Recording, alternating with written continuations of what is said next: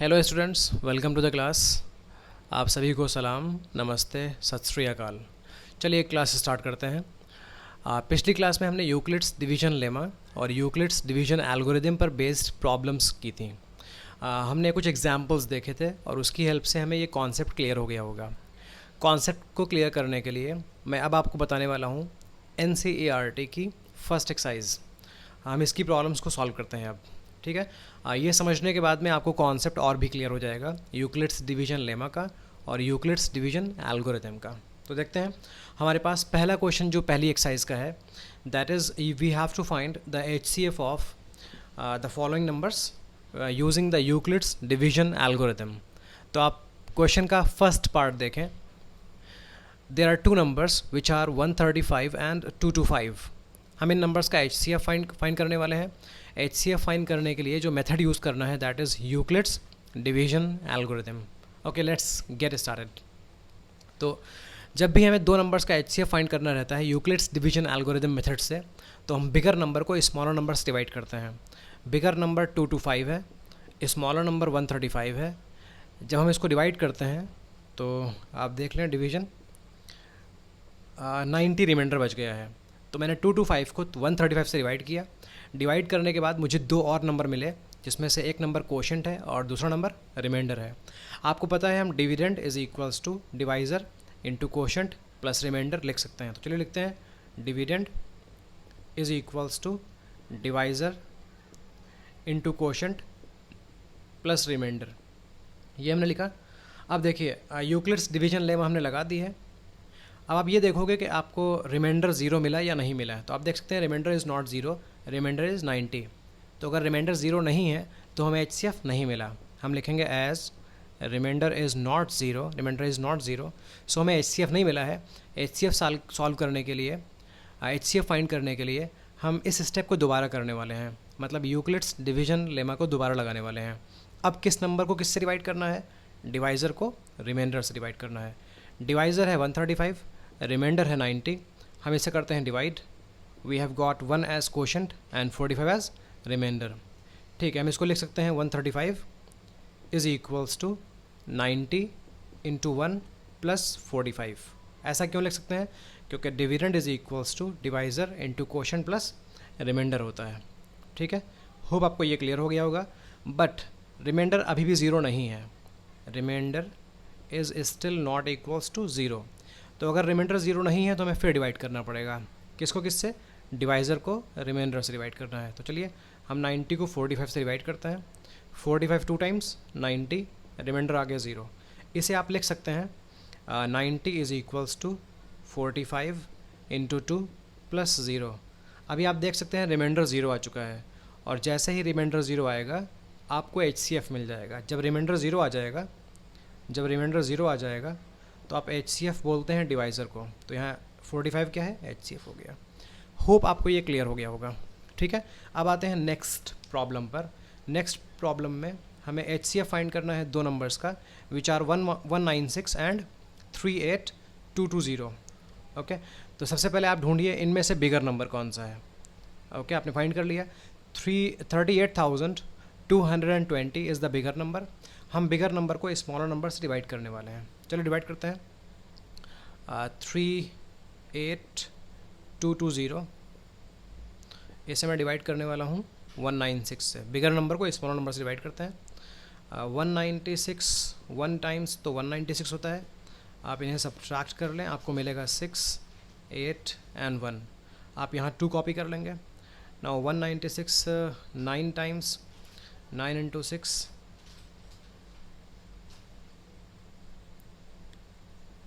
Okay, on subtraction we will get 98 and 0 में copy कर लूँगा।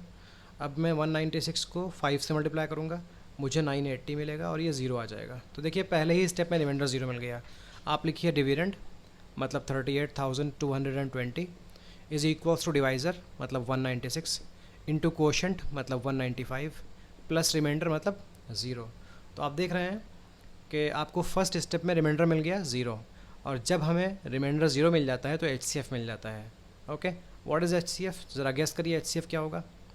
जब भी आपको रिमाइंडर 0 मिल जाता है तो उस स्टेप में जो डिवाइज़र होता है उसी को हम HCF बोलते हैं। तो यहाँ HCF हो जाएगा 196। क्लियर? ओके तो जब भी हम दो नंबर्स का HCF फाइंड करते हैं यूक्लिड्स डिवीजन एल्गोरिदम से, तो ज़रूरी नहीं है कि एक स्टेप में आंसर आए, कभी 2 स्टेप्स में आंसर आएगा, कभी 3 स्टेप्स में आंसर आएगा। आपने देखा पिछली प्रॉब्लम में 3 स्टेप्स के बाद आंसर आया था, लेकिन इस प्रॉब्लम में एक ही स्टेप में आंसर आ गया। अब हम ट्राई करेंगे लास्ट प्रॉब्लम। ज़रा आप वीडियो को पॉज करें और कोशिश करें इस क्वेश्चन को आप खुद से सॉल्व करें, और उसके बाद चेक करें मेरा सॉल्यूशन आपका सॉल्यूशन मैच करता है नहीं करता है। 867 को मैं 255 से डिवाइड करता हूँ। मैंने बिगर नंबर को स्मॉलर नंबर से डिवाइड कर दिया। 3 से डिवाइड करने पर I got 765, the remainder is 201। Okay मैं लिखता हूँ 867 dividend is equals to 255 divisor and 3 is quotient plus 102 is remainder. आप देख सकते हैं रिमाइंडर 0 नहीं मिला आपको, और अगर रिमाइंडर 0 नहीं मिलता है तो आप एक बार फिर सॉल्व करते हैं। एज रिमाइंडर इज़ नॉट 0, सो हम 255 डिवाइज़र को 102 से डिवाइड करेंगे, मतलब डिवाइज़र को रिमाइंडर से डिवाइड करते हैं। 255 डिवाइडेड बाय 102। 102 को 2 से मल्टीप्लाई करने पर हमें क्या मिलेगा? 204 मिलता है। What is left here? It is 1 and 5, 51 is left. तो आप लिखोगे dividend is equals to divisor into quotient plus remainder plus remainder. Okay again you have seen that the remainder is not 0। अगर रिमाइंडर 0 नहीं है तो हमें HCF फिर नहीं मिल पाएगा। एज रिमाइंडर इज़ नॉट 0, सो हमें फिर डिवाइड करना पड़ेगा डिवाइज़र को रिमाइंडर से। चलिए हम 102 को डिवाइड करते हैं 51 से। 51 2 टाइम्स 102, हमें रिमाइंडर 0 मिल गया। हम लिखेंगे 102 is equals to 51 into 2 plus 0। Okay तो आपने देखा यहाँ रिमाइंडर 0 मिल गया है, तो एज रिमाइंडर इज़ 0, सो हमें HCF मिल चुका है। जब रिमाइंडर 0 मिल जाता है तो HCF किसे बोलते हैं हम? HCF बोलते हैं डिवाइज़र को। Okay hope it is clear. तो आपने इन तीनों पार्ट्स को समझ लिया है। होप कोई प्रॉब्लम नहीं है। अगर आपको कोई प्रॉब्लम है या आपको कोई स्टेप सॉल्व करना नहीं आता है तो आप कमेंट सेक्शन में मुझे बता सकते हैं, और मैं उस प्रॉब्लम को भी सॉल्व करवाऊँगा, सॉल्व करने में हेल्प कर दूँगा आपकी। ठीक है ना? चलिए अब चलते हैं नेक्स्ट प्रॉब्लम पर। हमारे सामने जो नेक्स्ट प्रॉब्लम है it is show that any positive odd integer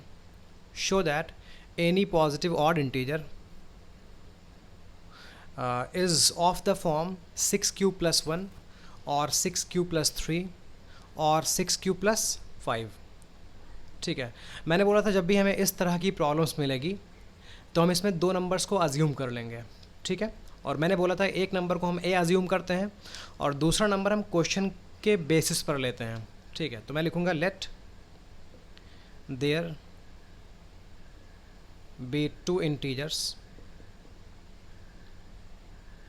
a and अब मैं ए एंड 6 लिख रहा हूँ। मैं 6 इसलिए लिख रहा हूँ क्योंकि जिन नंबर्स की यहाँ बात की गई है 6q plus 1, 6q plus 3 और 6q plus 5, इन सभी में 6q 6 से डिविजिबल है, 6q 6 से डिविजिबल है, 6q 6 से डिविजिबल है। तो इस वजह से मैंने सेकंड नंबर 6 लिया है।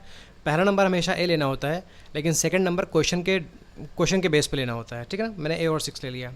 चलिए ए को 6 से डिवाइड करते हैं। तो जब मैं ए को 6 से डिवाइड करता हूँ तो मुझे कुछ क्वेश्चन मिलेगा। आई डोंट नो क्या क्वेश्चन मिलेगा, बट कुछ तो क्वेश्चन मिलने वाला होगा। जब भी हम किसी नंबर को किसी नंबर से डिवाइड करते हैं तो कुछ क्वेश्चन ज़रूर मिलता है।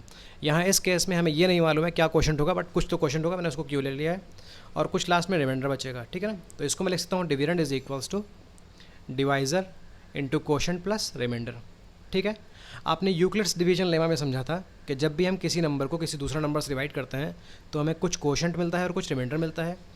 ये जो रिमाइंडर होता है ये डिवाइज़र से छोटा होता है। This remainder will be smaller than 6, but ये रिमाइंडर 0 से इक्वल या 0 से ग्रेटर होगा। ठीक है ना? ओके, तो अब सोचिए अगर रिमाइंडर की वैल्यू 6 से छोटी होगी तो क्या हो सकती है? 5 हो सकती है, 4 हो सकती है, 3 हो सकती है, 2 हो सकती है, 1 हो सकती है, 0 हो सकती है। रिमाइंडर 0 और 6 के बीच में है, 6 से छोटा रहेगा और 0 से बड़ा या इक्वल रहेगा। तो पॉसिबल वैल्यूज़ जो रिमाइंडर की हैं वो हैं 0 या 1 या 2 या 3 या 4 या 5। ओके, तो जो आपने number a is equals to 6q plus r लिखा है, आप इसे क्या लिखें, a is equals to 6q plus, अब r की वैल्यू क्या है, 0 है। a is equals to 6q plus, r की वैल्यू 1 भी है। a is equals to 6q plus 2 लिख लेते हैं, ठीक है ना। अभी मैं नेक्स्ट पेज पर मैं 6q plus 3, 6q plus 4, 6q plus 5 लिखूँगा। आप देखिए इस 6q को आप लिख सकते हैं 2 इंटू 3q। आप 6q प्लस 1 को लिख सकते हैं, इसमें आपको 2 कॉमन नहीं मिलेगा, यहाँ आपको 2 कॉमन मिल जाएगा, तो आप लिखेंगे 2 into 3q plus 1। Okay, you know, जब मैं किसी नंबर को 2 से डिवाइड करूँगा तो जो रिजल्ट मिलता है वो इवन नंबर होता है। देखिए अगर मैं 2 को 3 से मल्टीप्लाई करूँ 6, ये इवन नंबर है। अगर मैं 2 को 4 से मल्टीप्लाई करूँ 8, तो ये इवन नंबर है। तो यहाँ देखिए मैं 2 को किसी नंबर से मल्टीप्लाई कर रहा हूँ, तो ये नंबर क्या हो गया, ये इवन हो गया, दिस इज़ इवन। एंड ये नंबर, ये भी 2 इंटू समथिंग है, तो ये भी क्या है, ये भी इवन है। और जो नंबर 2 से डिवाइड नहीं हो पा रहा है वो क्या होना चाहिए, फिर वो ऑड होना चाहिए। क्लियर। तो देखिए आपको क्या प्रूव करना था कि हर पॉजिटिव और इंटीजर 6q प्लस 1 या 6q प्लस 3 या 6q प्लस 5 की फॉर्म में होता है। तो आप देखिए 6q प्लस 1 ऑड की फॉर्म में है, ये हमारा एक पार्ट मैच कर गया है, ठीक है ना। अगर आपको ये समझ में आ गया होगा तो हम चलते हैं इसके आगे सॉल्व करते हैं। रिमाइंडर की वैल्यू 0 थी, मैंने 0 रखी। 1 भी हो सकती है, मैंने 1 रखी। रिमाइंडर की वैल्यू 2 हो सकती है, मैंने 2 रखी। अब इसके आगे हम सॉल्व करेंगे, रिमाइंडर को 3, 4, 5 रखेंगे। रिमाइंडर को 3, 4, 5 रखते हैं। ओके, हमारा नंबर 6q प्लस r था, मैं लिख रहा हूँ 6q plus r for remainder, और रिमाइंडर को मैंने अभी 3 लिख लिया है। a is equals to 6q plus r, यहाँ मैंने रिमाइंडर को 4 लिख लिया है। a is equals to 6q plus 5, remainder को मैंने 5 ले लिया है। आप देखें यहाँ तो 2 कॉमन नहीं मिलेगा, लेकिन यहाँ आपको 2 कॉमन मिल जाएगा, ये हो जाएगा 2 इंटू 3q प्लस 2। यहाँ भी 2 कॉमन नहीं मिलेगा, जहाँ 2 कॉमन मिल जाएगा वो नंबर इवन हो जाएगा, क्योंकि 2 इंटू समथिंग इवन होता है। ओके, ये नंबर क्या है, ये तो ऑड है, this number is odd and this number is odd. तो पिछले पेज में आपने देखा था 6q प्लस 1 ऑड बना था, यहाँ 6q प्लस 3 ऑड बना है, और यहाँ 6q प्लस 5 ऑड बना है। तो जो ऑड नंबर्स हैं वो 6q प्लस 1 या 6q प्लस 3 या 6q प्लस 5 की फॉर्म में आ चुके हैं। तो इस तरह से हमने प्रूव कर दिया कि कोई भी odd positive integer 6q plus 1 या 6q प्लस 3 या 6q प्लस 5 की फॉर्म में आता है, ठीक है। आपने ये कॉपी कर लिया होगा। अब मैं इसके आगे लिख देता हूँ, इसके आगे हम लिख देंगे hence any positive odd integer is of the form 6q plus 1 or 6q plus 3 और 6q प्लस 5। ओके, तो आप ये क्वेश्चन भी समझ गए होंगे। आप किसी भी प्रॉब्लम को कमेंट सेक्शन में बता सकते हैं और मैं हेल्प करूँगा उसमें आपको समझने में, ठीक है। अब मैं आता हूँ थर्ड प्रॉब्लम पर, देखते हैं third problem. Okay, real numbers में अक्सर जो क्वेश्चंस आते हैं वो स्टूडेंट्स को बड़े कॉम्प्लिकेटेड लगते हैं, खासकर जो क्वेश्चंस मैं अभी सॉल्व कर रहा हूँ वो बड़े कॉम्प्लिकेटेड लगते हैं, लेकिन उम्मीद है कि अभी आपको सिंपल लग रहे होंगे। लेकिन याद रखिएगा, मैथ को सबसे सिंपल बनाने का मेथड, जो सबसे अच्छा मेथड है, that is practice. Keep practicing. जो आपको चीज़ें डिफ़िकल्ट लग रही हैं वो भी टाइम के साथ ईजी लगने लगेंगी।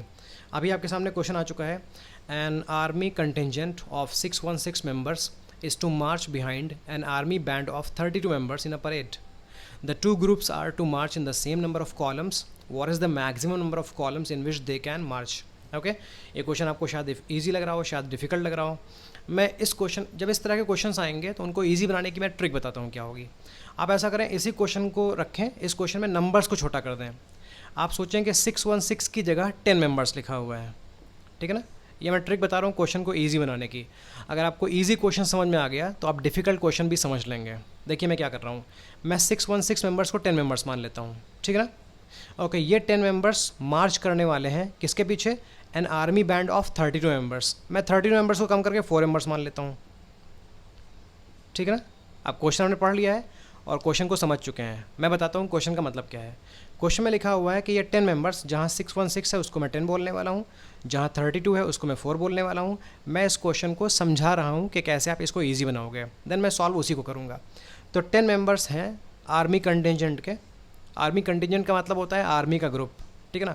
आर्मी के ग्रुप में 50 मेंबर्स हो सकते हैं, 100 हो सकते हैं। यहाँ मैंने 616 क्वेश्चंस में दिए हैं जिनको मैंने 10 मेंबर्स मान लिया है।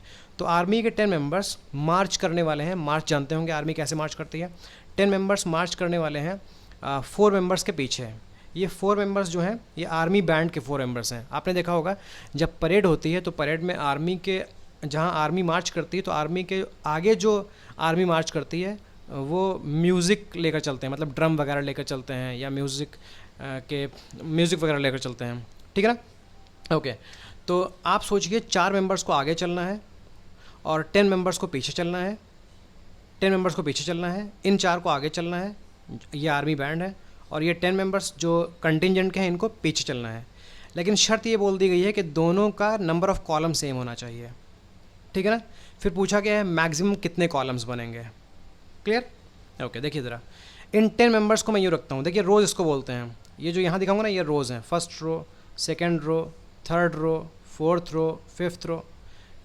10 मेंबर्स को पीछे रहना है और 4 मेंबर्स को आगे रहना है, ठीक है ना। ये रोज़ हैं और ये कॉलम्स हैं, first row, second row, third row, fourth row, fifth row, first column, second column, ऐसे थर्ड कॉलम बना सकते हैं, फोर्थ कॉलम बना सकते हैं। ये आर्मी मेंबर है, ये एक आर्मी मेंबर है, एक ये आर्मी मैन है, एक ये आर्मी मैन है, एक ये आर्मी मैन है। मैं ये आर्मी मैन दिखा रहा हूँ, ठीक है ना। तो आप देखें 10 आर्मी मैन को मैं यूँ खड़ा कर सकता हूँ, 10 आर्मी मेंबर्स को मैं यूँ खड़ा कर सकता हूँ, 2 यहाँ, 2 यहाँ, 2 यहाँ, 2 यहाँ, 2 यहाँ, टोटल देखिए 10 मेंबर्स हैं। अब रोज़ में देखिए फर्स्ट रो में कितने मेंबर्स हैं, 2 मेंबर्स हैं, सेकेंड रो में 2 मेंबर्स हैं, थर्ड रो में 2 मेंबर्स हैं, फोर्थ में 2 मेंबर्स हैं और फिफ्थ में भी 2 मेंबर्स हैं। अब कॉलम की बात आती है, फर्स्ट कॉलम में 5 मेंबर्स हैं, सेकेंड कॉलम में 5 मेंबर्स हैं, ठीक है ना, टोटल 10 मेंबर्स हो गए। तो मैंने 5 रोज़ और 2 कॉलम में इनको खड़ा कर दिया है। मैंने आर्मी मेंबर्स को 5 रोज़ और 2 कॉलम्स में खड़ा कर दिया है, टोटल 10 मेंबर्स हैं। अब बात करते हैं इन 4 मेंबर्स की जो कि बैंड मेंबर्स हैं। तो बैंड मेंबर्स को मैं यूँ खड़ा करता हूँ, बैंड मेंबर को मैं क्रॉस से दिखा रहा हूँ। टोटल 4 मेंबर्स हैं। मैं फर्स्ट रो में 2 मेंबर्स को ला रहा हूँ, सेकेंड रो में 2 मेंबर्स को ला रहा हूँ, फर्स्ट कॉलम और सेकेंड कॉलम में 2 मेंबर्स आ गए। तो आपने इस तरह से देखा क्या मैंने किया है, ये मैंने आर्मी मेंबर्स को खड़ा किया है जो कंटिजेंट के मेंबर्स हैं और ये बैंड के मेंबर्स हैं। आप ज़रा ध्यान दें, दोनों के कॉलम सेम कर दिए हैं मैंने। आर्मी मेंबर्स के रोज़ तो 5 हैं लेकिन कॉलम कितने हैं, 2 हैं। बैंड मेंबर्स के रोज़ 2 हैं और कॉलम भी 2 हैं। तो आप देखें हमें क्वेश्चन में बोला गया था कि कॉलम सेम होने चाहिए। तो आप देखें इन दोनों का कॉलम क्या है, सेम है, और इन दोनों के कॉलम कितने हैं, 2 कॉलम्स हैं। यहाँ कॉलम कितने हैं, 2, यहाँ कॉलम कितने हैं, 2। तो समझना ये है कि जब मैंने आपको 10 मेंबर्स को पीछे रखने को बोला और 4 मेंबर्स को आगे रखने को बोला, तो 10 और 4 में आपने क्या किया कि 2 आ गया है। तो आप ज़रा ध्यान देंगे तो पता चलेगा 10 और 4 का HCF 2 होता है। मतलब अब इसकी जगह कोई भी हमें नंबर दे दिया जाएगा तो हम उन नंबर्स का HCF फाइंड कर लेंगे, आंसर मिल जाएगा। तो अब आते हैं एक्चुअल क्वेश्चन पर। आप समझ गए हैं कि मैं क्यों समझा रहा था, आपको कॉन्सेप्ट क्लियर हो चुका है। कॉन्सेप्ट ये क्लियर हुआ है कि जब भी हमें यहाँ कोई नंबर दिया जाएगा इस तरीके से, तो हमें सिर्फ उन नंबर का HCF फाइंड करना है और HCF फाइंड करने से हमें आंसर मिल जाएगा, ठीक है। ओके, तो मतलब ये हुआ कि मैक्सिमम नंबर ऑफ कॉलम्स पता करने का मतलब हमें सिर्फ HCF फाइंड कर लेना है। किसका, 616 का एंड 32 का, ठीक है ना। इसका आप HCF फाइंड कर लें। अब देखिए इस बार ऐसा तो कुछ लिखा नहीं है कि हमें HCF किस मेथड से फाइंड करना है। तो HCF आप किसी मेथड से फाइंड कर सकते हैं। आप यूक्लिड्स डिवीजन एल्गोरिथम आप मत लगाइएगा, हम इसको प्राइम फैक्टराइजेशन मेथड से करते हैं। उसके लिए हमें फैक्टर्स पता होने चाहिए। चलिए हम 616 के फैक्टर्स फाइंड कर लेते हैं। मैं इसे 2 से डिवाइड करता हूँ, 308। मैं इसे 2 से डिवाइड करता हूँ, 154। मैं इसे 2 से डिवाइड करता हूँ, 77। मैं इसको 7 से करता हूँ, 11, और फिर मैं इसको 11 से कर देता हूँ। मतलब 616 को मैं लिख सकता हूँ 2 इंटू 2 इंटू 2 इंटू 7 इंटू 11। ये 616 का प्राइम फैक्टराइजेशन मेथड है, प्राइम फैक्टराइजेशन है, क्योंकि मैंने सारे नंबर यहाँ प्राइम लिखे हुए हैं। ये नंबर किसी से डिवाइड नहीं होते हैं। चलिए अब मैं 32 का प्राइम फैक्टराइजेशन करता हूँ। अगर आपको समझ में आ गया तो आप खुद ही कर लेंगे। 32 is equals to 2 into 2 into 2 into 2, ठीक है ना। आप HCF निकाल लें। HCF का मतलब होता है वो नंबर जो कॉमन है। तो 2 यहाँ भी है, 2 यहाँ भी है, 2 is common, 2 is here, 2 is here, 2 common. ये 2 भी दोनों जगह है, 2 कॉमन, कुछ और तो कॉमन है नहीं, तो 8 आ गया HCF। मतलब जब हम 616 मेंबर्स को पीछे रखेंगे और 32 मेंबर्स को आगे रखेंगे तो इसमें दोनों के रोज़ तो डिफरेंट होंगे लेकिन कॉलम्स दोनों के 8 ही होंगे अगर हम सेम कॉलम्स में रखना चाहते हैं। Hope everything is clear. Next lecture में हम NCERT की फर्स्ट एक्सरसाइज के कुछ क्वेश्चंस बचे हुए हैं उनको भी करेंगे। अभी के लिए इतना ही। होप आपको सब कुछ क्लियर होगा। कोई भी कॉन्सेप्ट क्लियर ना हो, अगर आपको HCF निकालना ना आता हो, प्राइम नंबर्स ना मालूम हो तो आप सिर्फ कमेंट में कमेंट डाल देंगे, मैं उसके लिए अलग लेक्चर बना दूंगा और आपके लिए चीज़ें आसान कर दूंगा। ओके, तो मैं उम्मीद करता हूँ कि सब कुछ क्लियर हुआ होगा। इसी उम्मीद के साथ में इस क्लास को ख़त्म करते हैं। प्लीज़ मेरा सपोर्ट कीजिए वीडियोज़ और बनाने में। Like, subscribe and comment. Thank you very much.